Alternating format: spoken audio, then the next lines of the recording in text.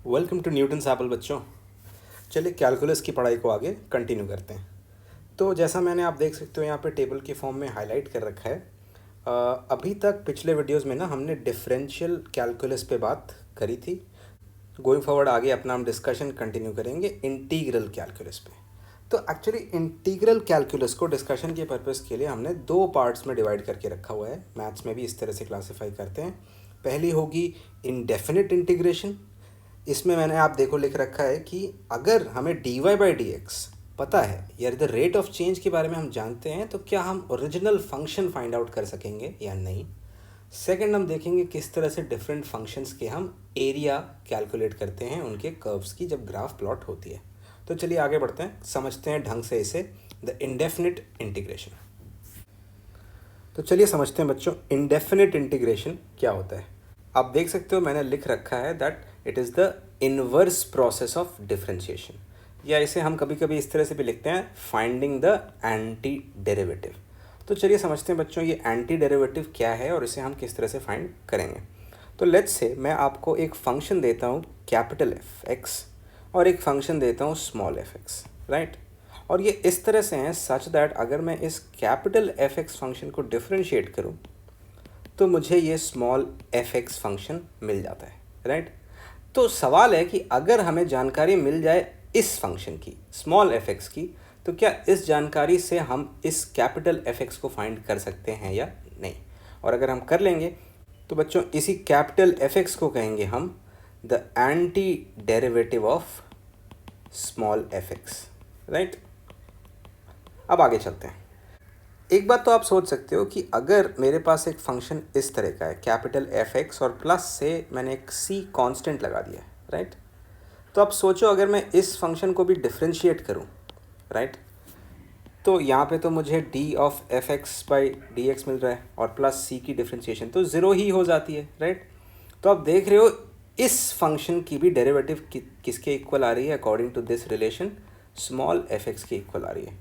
तो एक बहुत ही इंपॉर्टेंट रिजल्ट इससे बन गया बच्चों that if capital F X is an anti derivative of F X then capital F X plus C is also an anti derivative, right. आप देखोगे इस बात का हम काफ़ी आगे एक्सटेंसिवली यूज़ करेंगे। मतलब एक किसी एंटी डेरिवेटिव में मैं कांस्टेंट ऐड कर दूं तो फ़र्क नहीं पड़ेगा, वो अभी भी एक एंटी डेरिवेटिव रहेगा बिकॉज डिफरेंशिएट करेंगे तो वापस भी एफ एक्स हमें मिल जा रहा है बिकॉज हमने एफ एक्स वही सेलेक्ट किया जिसे डिफरेंशिएट करने पे हमें स्मॉल एफ एक्स मिल रही थी, राइट। तो एक तरह से बच्चों इस capital F X plus some general C को हम इस तरह से भी रिप्रेजेंट करते हैं, एक elongated S F x into D x, right बच्चों। इसे ही हम कहेंगे द इंडेफिनिट इंटीग्रल या द एंटी डेरिवेटिव ऑफ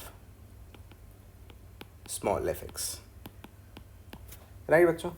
तो आप इससे इस तरह से पढ़ सकते हो that this is integration of small F X with respect to X. ये जो स्मॉल डिफरेंशियल टाइप की क्वांटिटी दिखाई पड़ रही है बच्चों, उससे हम बस मीनिंग यही एसोसिएट करते हैं दैट वो एफ एक्स की इंटीग्रेशन है with respect to this variable जो स्पेसिफाइड है, राइट। अब चलिए आगे बढ़ते हैं बच्चों, इसको कैसे करेंगे हम इवैल्यूएट ये समझते हैं। तो एक बात तो क्लियर है बच्चों, डिफरेंशिएशन जैसा इसमें हम एक जनरल रूल या प्रोसेस डिफाइन नहीं कर सकते जिससे हम इंडेफिनिट इंटीग्रल या एंटी डेरिवेटिव फाइंड आउट करेंगे, राइट। ये एक तरह से एम्पेरिकली हम अपने एक्सपीरियंस से फाइंड आउट इसे करते हैं और ऐसे हमने कुछ फंक्शंस के लिए फाइंड आउट किया और उसी से हमने रूल्स को लिस्ट कर लिया। तो चलिए आपको दिखाता हूँ। लेट्स से मैं आपसे कहूँ कि इस 2x फंक्शन की एंटी डेरिवेटिव क्या होगी, तो आपके मन में सवाल आना चाहिए कि कौन से फंक्शन को मैं डिफरेंशिएट करूँ तो 2x आ जाएगा, है ना। तो naturally the answer should be x square, क्योंकि हमें याद है एक्स स्क्वायर में डेरिवेटिव करें तो 2x आता है। ऑफ कोर्स आंसर आपका होना चाहिए एक्स स्क्वायर प्लस कोई कांस्टेंट c, क्योंकि इसे भी डिफरेंशिएट करें तो 2x ही मिलेगा, राइट। नेक्स्ट अगर मैं आपसे कहूँ बच्चों दैट 3x स्क्वायर की एंटी डेरिवेटिव क्या हो जाएगी, तो आप फिर से सोच सकते हो दैट एक्स क्यूब होनी चाहिए और यहाँ भी कोई कांस्टेंट c। ऑफ कोर्स ये दोनों डिफरेंट हो सकते हैं, इसे c डैश लिख देते हैं। फिर मैं 4x क्यूब आप तरह पूछूँ एक तरह से, तो आप उससे भी कह सकते हो x to the power 4 plus कोई कांस्टेंट c हो जाएगी।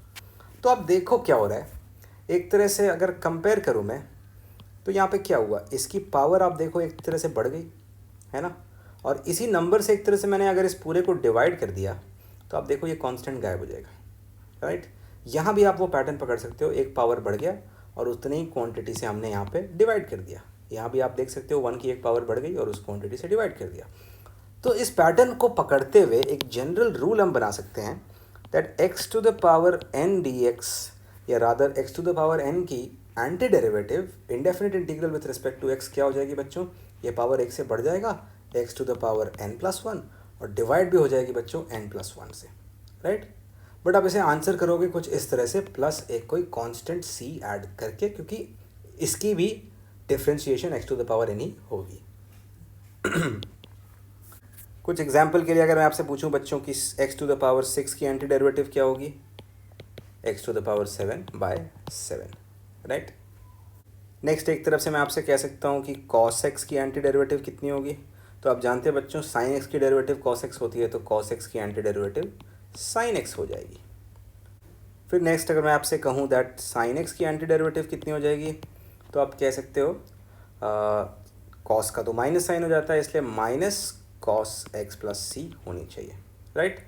कहीं भी बच्चों आपको अगर चेक करना है कि हमने जो फंक्शन निकाला है वो एंटी डेरिवेटिव है या नहीं, तो आप सिंपली इसे डिफ्रेंशिएट करके चेक कर सकते हो दैट ये आंसर आता है या नहीं, राइट। चलिए आगे बढ़ते हैं। तो इसी तरह से बच्चों मैं ना कुछ फॉर्मूले इसी एक्सपीरियंस से बना सकता हूँ, सम इम्पॉर्टेंट एंटी डेरिवेटिव्स। अब इनके लिस्ट आपको एक तरह से याद करने होंगे, राइट।